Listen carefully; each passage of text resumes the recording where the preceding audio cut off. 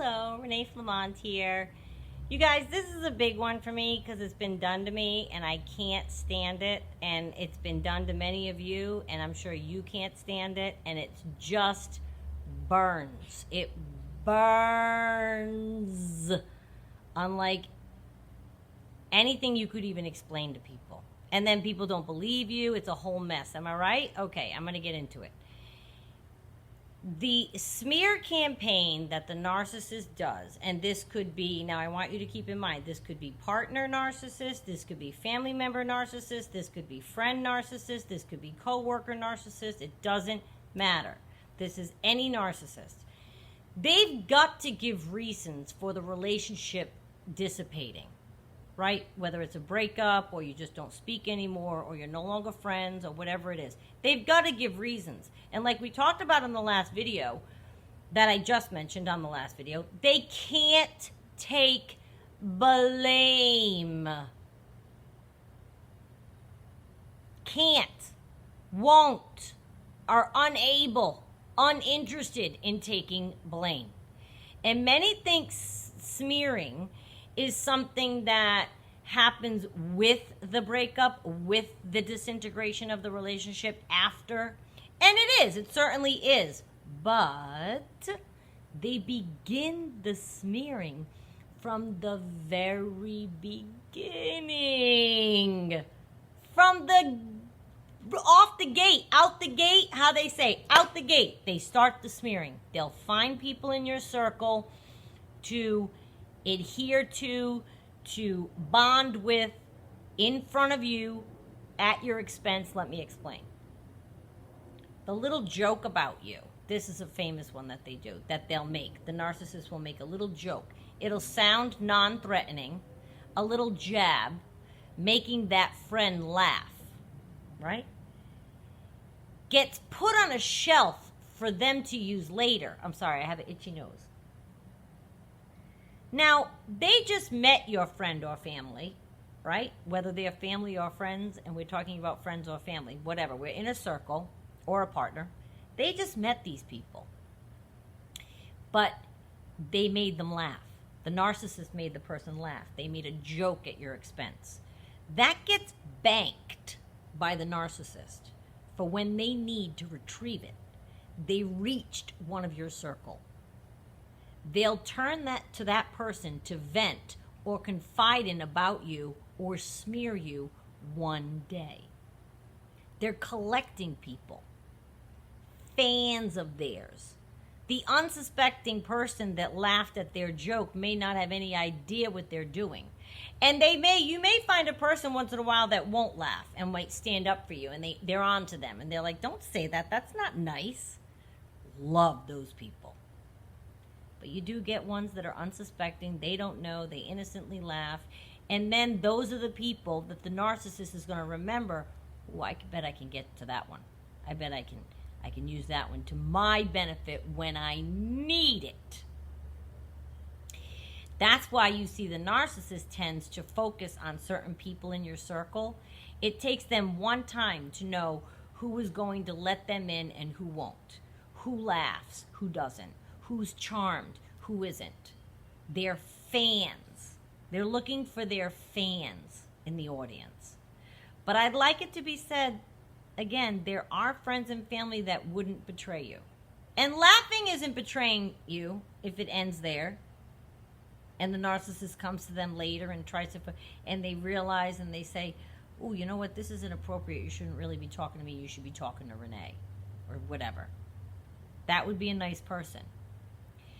Not everybody can be converted into a flying monkey, but these are the ways they work on doing that from the very start that I'm talking about here. That's what they're doing from the very start. They're preparing, they're grooming these people. Another famous one that a partner will definitely do, get you all riled up before a big event. Huge way that they do this. And they pick a fight. Now, you're walking into the event. How many events have been ruined? How many holidays have been ruined? They walk in all perfect and happy and fabulous, and you're ruined for the night, and you're off. And it's with your family and friends, so they can tell. The narcissist knows you're a wreck because of what they just put you through in the car on the way. And that's the event now for you. It's awful. It's ruined. You've been looking forward to this for months, and it's ruined. Weddings, holidays, parties, ruined. Many times by the narcissist. So they're going to walk in feeling great. Well, what does that say? People look at that and say, oh, what's wrong with her? He seems fine. He's fun. Look at him. What's wrong with her? They can whisper things to you in the room of an event that make you just blow. But he is calm. So now it's, wow, she's nuts. He's getting people on his side for later. Or she, please, pronoun, insert yours here. She's getting people on her side for later. I'm sorry, itchy nose. You're getting to a fight or kiss a fool, they say. I kissed myself. Done. He's getting people on his side for later. Your people in the room have no idea what they're doing to you, what he just whispered to you in the corner. I could never stay calm and wait to chat later while being devalued, but some can. I knew a girl that did that. And she was out with her husband, and something was fishy with another woman in the room, and she knew something was off. This was years ago. And I said, what'd you do? It was a dressy event. She said, nothing. I just went, bye, have a good night. And they left, the event was over. They left. Have a good night. Has her champagne. They go up to the room, threw her champagne glass against the wall of the hotel. So she expressed herself, but she had the wherewithal, the strength to hold it in. I'm not like that. There's no holding anything in. I'm not saying I'm going to hum a champagne glass across a crowded room at an event with my people, but you bet your sweet Bippy, if he's whispering something rotten, I'm going to have it out right now. No, I'm sorry. What did you say? No, tell everyone what you just said.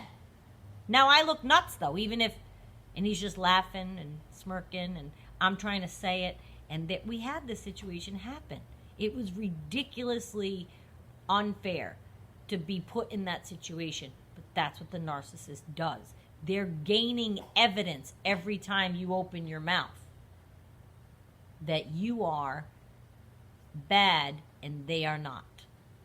That they're creating evidence that's visual for people to see you behaving like a crazy person. If you can control yourself in that situation, hats off. I'm not very good at that. I hope in the future, should I encounter that situation, that I get better at it with all of the education and whatnot that we're learning. I'm on to them now. I hope if I ever encounter that situation again, I remain and I act, I'm not saying I went nuts, but I'm not the type to wait. Oh, no. And it's all over my face. I'm the person, it's all over my face. My people can tell if I'm upset. And they don't know why you're upset. He's having fun. He's laughing. He's doing drinks. And I'm holding court. And you're a wreck in the corner. They're going to use that. Well, you saw how she was at that event. We were all having a good time, and she was miserable. That's what I live with.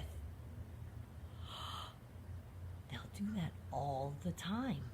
It's gaining evidence. It's putting it out there for people to see later so that they can convince others later that everything was your fault. Well, you know how she was. You saw how she was at that thing. They'll even say this.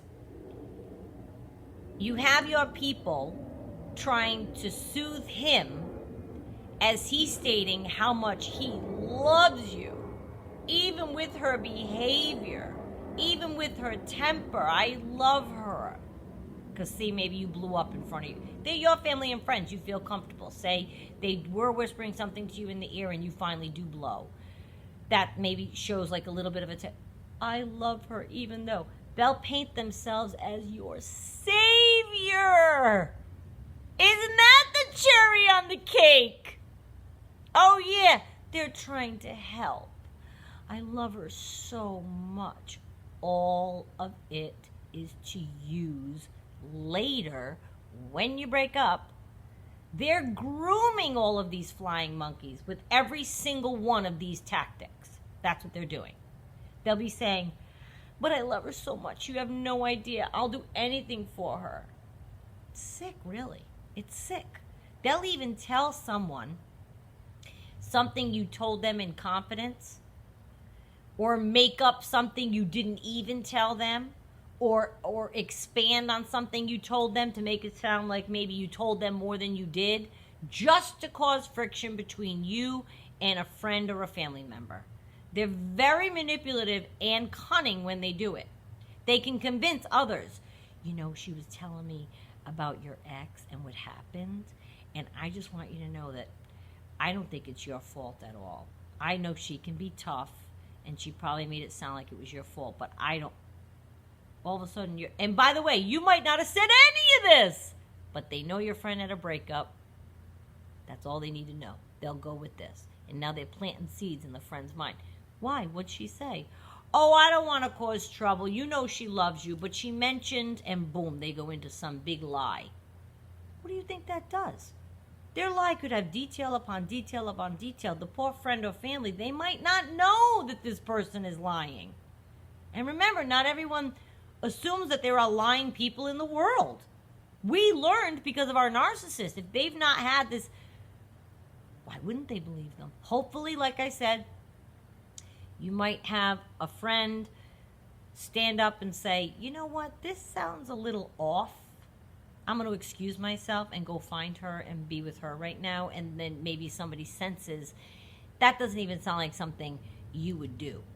And they're in your corner. They're not going to be converted to a flying monkey in the smear campaign. But anyone that's lending an ear, you find the narcissist off in a corner with people that are your people, you want to infiltrate that real quick. They'll lie and tell friends and family negative things about you all day long. All day long that aren't even true. Oh, please. I think I mentioned this before, but my narcissist had friends of his, married couple with kids, thinking that I thought and said and believed and was causing trouble that my narcissist slept with that wife. And they believed him. They were his friends. No matter what I tried to like, it was out there. He put it out there and it was out there. And I tried to reel it back and say, you guys have to understand that's not what at all went down. Doesn't matter. That's it. They lied, they got them, and that's it. And you know, they'll make a big overt display in front of people that they're doting and loving and devoted to you. How could she be so mad with you? You seem so wonderful to her. You treat her like a queen. I don't know why if you were mine, I would never, ever be mad at you.